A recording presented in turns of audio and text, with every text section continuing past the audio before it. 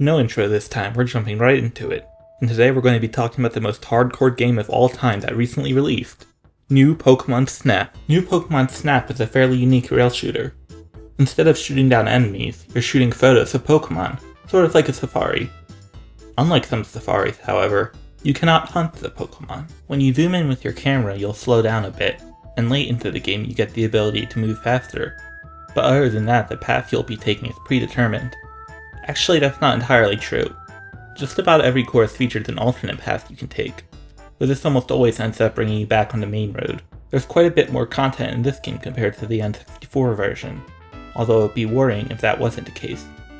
There are 12 locations to explore, and each location has 1 to 3 courses to go down.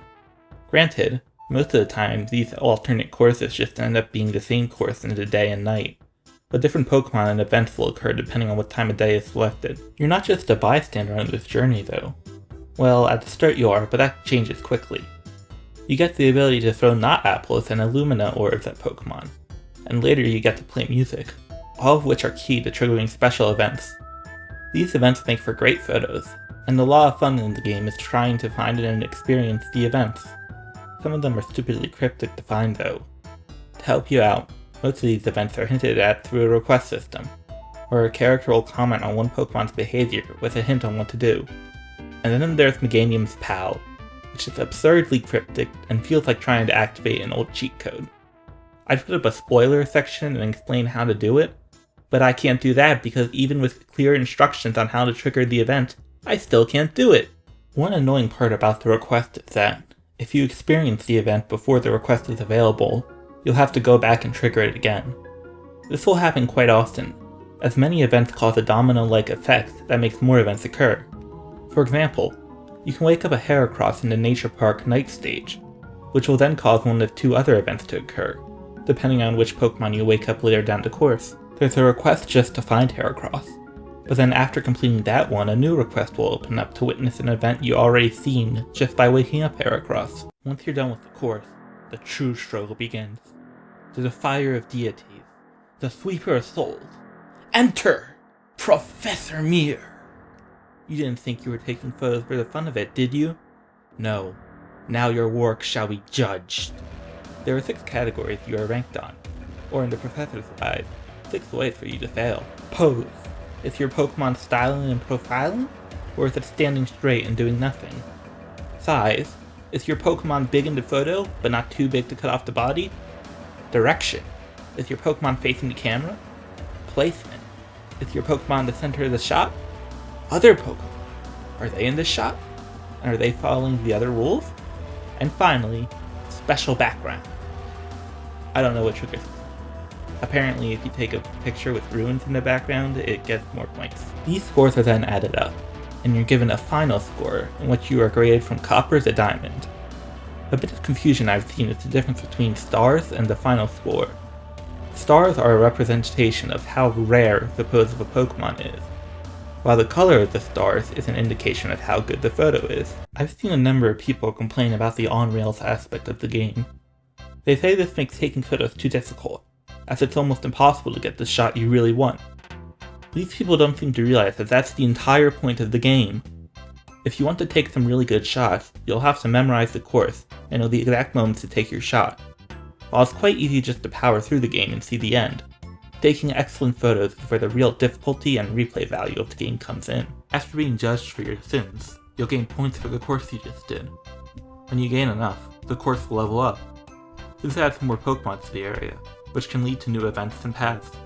This makes replaying old courses much more appealing than it was in the original Snap, as if you do, new stuff will occur. Every now and then you'll hear word of an Illumina Pokemon. These are giant Pokemon that have whole levels devoted to them. Your goal is to snap a photo of them while they're exhibiting the Illumina phenomenon, which is generally triggered by throwing an Illumina orb at them. Of course, it's rarely simple as I just described. These Pokemon move very quickly, and sometimes there's something stopping you from just throwing the orbs at them. Once you see the credits roll, you'll unlock course scores. Now you'll earn points for how well you do in each course. Points are based off how good the photos you take are, as well as how many photos you take overall. There are even online leaderboards for this photography simulator game, which I find rather amusing. Fun fact, this game wasn't made by Game Freak. It was actually made by Bandai Namco. They previously developed Pokken, which was pretty good in my opinion, and they really knocked it out of the park here. Most notably, the game looks really good. The areas you explore are very pretty, and there's a lot of small details in the game that don't need to be there but are there anyway. There's also a fairly decent representation across the generations. Oddly enough, there are only 8 Pokemon from Gen 8, but besides that there's a pretty good balance between the rest of them. There's not much Kanto pandering either. The closest thing there is that Todd returns as a playable character, and I'm pretty sure the most amount of Pokemon come from Gen 1, but that's about it. I can't say much about the music though. Honestly, I forgot there even was music at one point. It's not like it's so bad I had to turn it off, but it's really quiet most of the time, and the times you can hear it, it's not very memorable. Maybe it's just nostalgia, but I can clearly remember some of the songs used in the original game even now, like the Valley theme. Honestly, there's only one big problem with this game, and that's the price. This is a $60 game that can be beaten in about 10 hours.